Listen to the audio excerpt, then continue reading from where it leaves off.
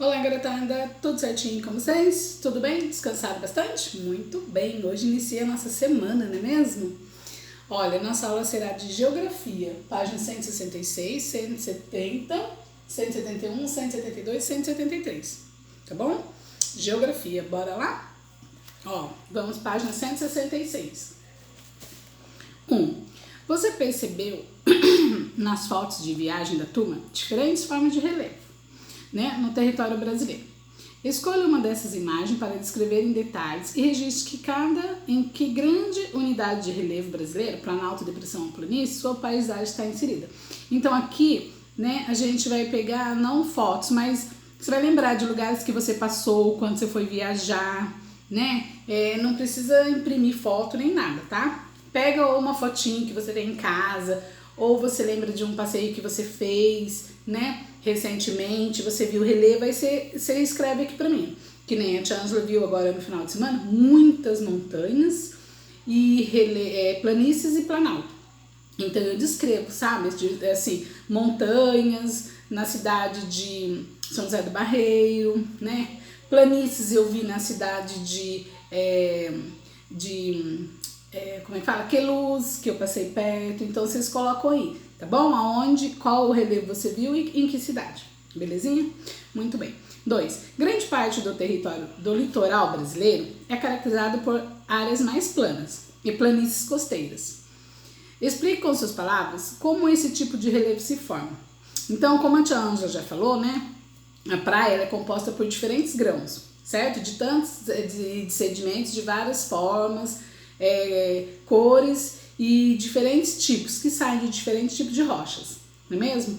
Então ela é formada por agentes erosivos e que se desgastam e movem essa areia de origem para outros campos.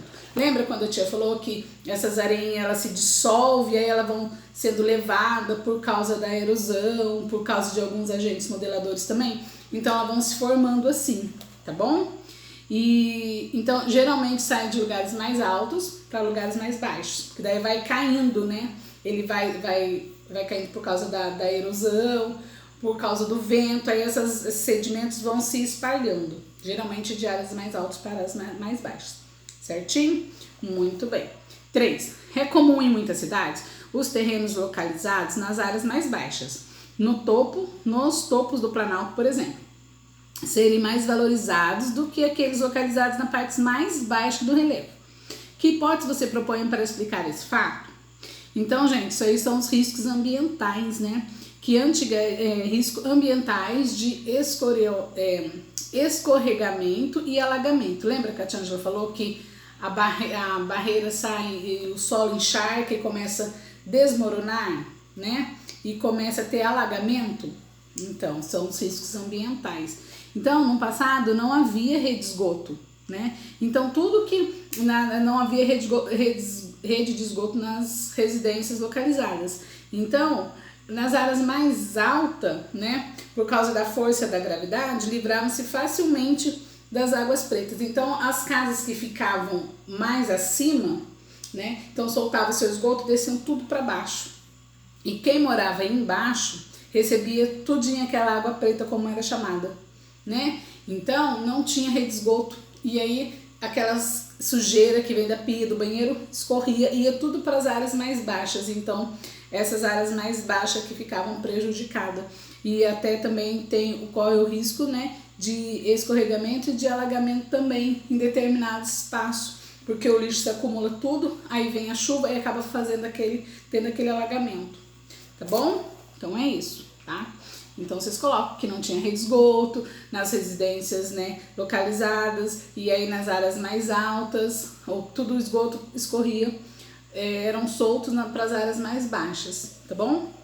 4. Que características naturais presentes no Brasil explicam a grande participação das hidrelétricas na geração de energia? Então, gente, aqui, né, predomina mais forma de relevo planalto e depressão, assim como a presença de muitos rios, né, e o regime de chuva também ajuda muito, tá? Então, em grande parte do território, proporciona a constituição de grandes quedas d'água, né, e bacias naturais para a construção de reservatório de água. Então, aqui proporciona, assim, o rio, né, a presença de muitos rios e também um regime de chuvas também que ajuda bastante. E aí constitui essas bacias de águas, né, naturais, e aí fica mais fácil a formação de reservatórios de água, certinho? Então vocês podem colocar, tá? Que é por causa da presença de muitos rios, onde tem mais época, onde chove mais, né? Presenças de chuva, né? Um regime de chuva frequente. E grande parte desse território proporciona, né, essas bacias de águas naturais, onde é mais fácil a construção de hidrelétricas. Belezinha? Muito bem. Agora nós vamos para a página 170, essa aqui, ó. Muito bem, vamos ler. As imagens do início do capítulo,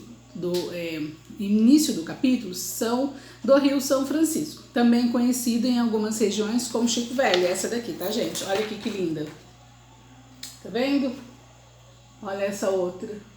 Muito legal. Nesse capítulo nós vamos falar sobre os rios e sua formação e partes do rio, tá? Então vamos lá. É conhecido como Velho Chico. É um rio bastante extenso, com cerca de 2.800 quilômetros e muito importante para o Brasil, pois além de possibilitar o transporte entre diferentes estados, fornece água para uma região bastante seca do país, o semiárido nordestino. Então, gente, a Tia Ângela vai ler essas aqui, tá? Ó, a Tia Ângela vai ler a legenda desses daqui.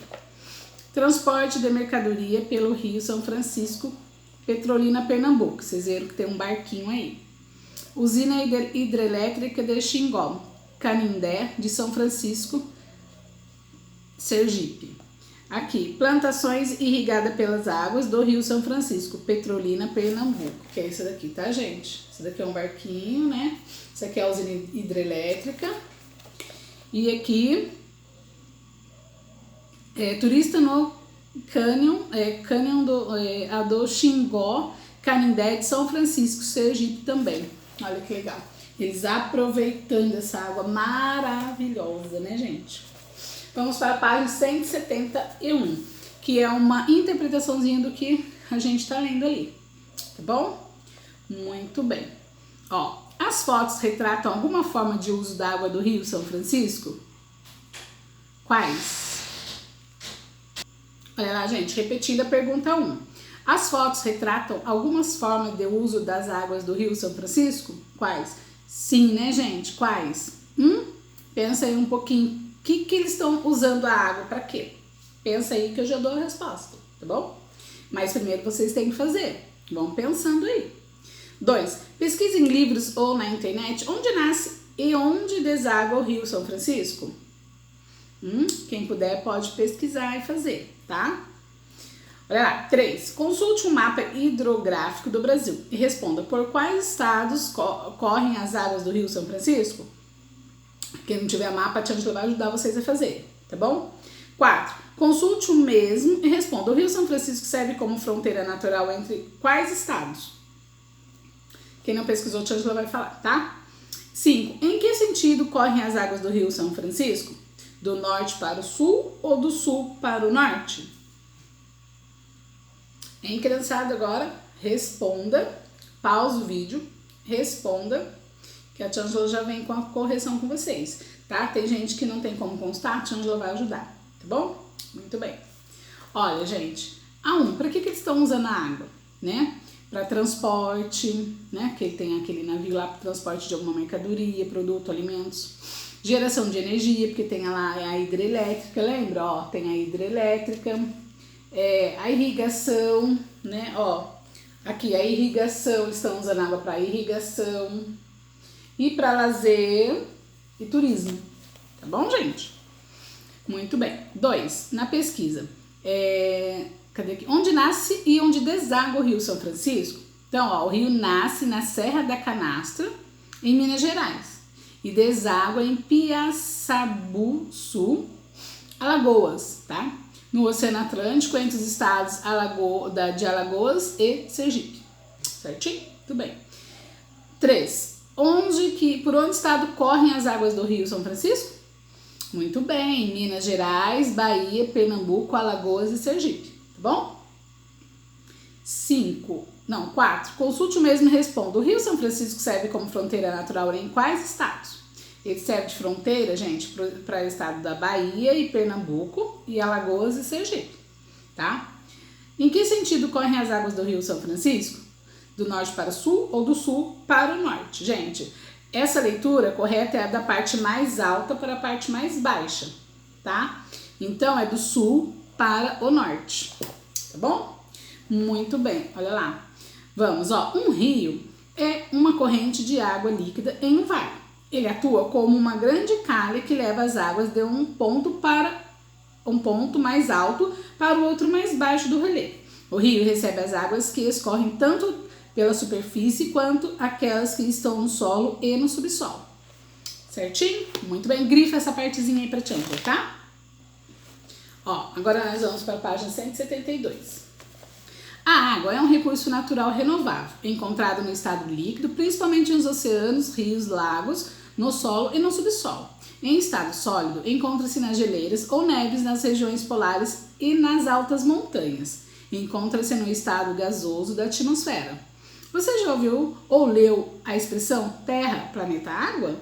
Sim, né, gente? Muitas vezes. Essa expressão tornou-se comum porque nosso planeta tem mais água, cerca de 70%, que terra, cerca de 30%, em sua superfície. Embora a maior parte da Terra seja coberta de água, 97% corresponde às águas salgadas, imprópria ao consumo em agricultura com tratamento muito caro. Apenas 1% serve ao consumo humano, porque 2% estão em estados sólidos nas regiões polares e nas altas montanhas, praticamente inatingíveis. Então, gente, nosso é 100% água na superfície da Terra. Então, a gente tem, né, 100% de água na superfície terrestre. Só que 97% estão nos mares, né? 97% estão nos mares e nos oceanos, 97%. Aí sobra 3% só de água. Só que 2% estão nas geleiras. Então, impossível de pegar água lá, né? Puro gelo e não tem como pegar, não tem como ter acesso. Então, 1% só é acessível ao consumo, né? Ao consumo humano. 1% só. Olha só, gente, bem pouquinho. Certo? Olha essa aqui. Vamos para a página 173. Olha essa aqui, tá vendo? Ó. Muito bem. Página 173. Formação de um rio. A água é um recurso essencial aos seres vivos. Compreender as características dos regimes dos rios e do ciclo hidrológico, ou ciclo da água, é o ponto de partida para saber como os seres humanos podem fazer o uso desse recurso natural sem poluí-lo, né? Então, a gente, ó, essa experiência que a gente vai fazer na nossa próxima aula, tá bom? Então, gente, como que a gente pode usar, né, esse recurso natural sem poluir? Então, a gente vai estudar daqui a pouquinho, né, mais pra frente sobre isso, tá? E olha aqui, gente, tá vendo como é o nosso planeta, a nossa superfície? Vocês entenderam isso daqui? Né? Então, só 1% serve para ser consumido, né? Para nós, ser consumo humano, pra gente beber, né? Pra gente poder cozinhar, lavar, tudo, pra tudo. Tá bom, gente? Certinho? Então, por hoje é só. Essa experiência a gente faz na nossa próxima aula. Por hoje é só, tá? Qualquer dúvida, entre em contato com a Tia Ângela, tá bom? Tchau, tchau, beijo, beijo.